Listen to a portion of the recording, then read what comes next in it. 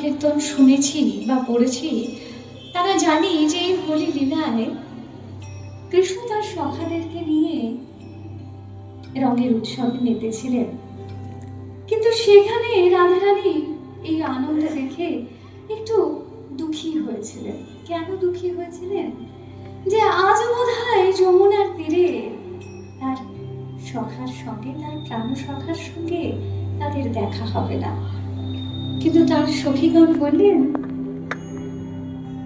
যে সই আজ না হয় আমরা তোর প্রাণনাথের সঙ্গে একত্রে একসাথে আজ এই হোলি লীলায় মাতব, তাহলে তো আজ আমাদের আনন্দ পরিপূর্ণ হবে।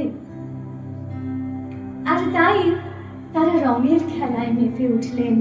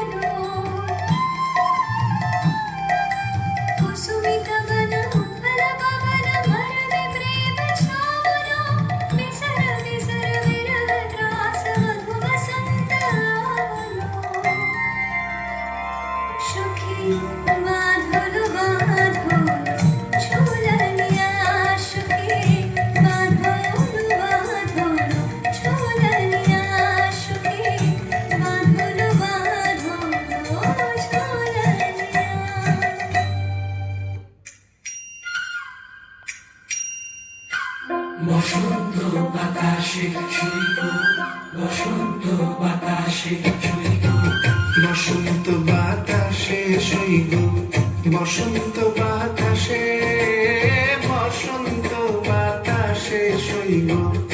বসন্ত বাতাসে বন্ধুর বাড়ির ফুলের গন্ধ, বন্ধুর বাড়ির ফুলের গন্ধ আমার বাড়ি আসে সইগ বসন্ত বাতাসে, সইগ বসন্ত বাতাসে আসে বসন্ত বাতাসে।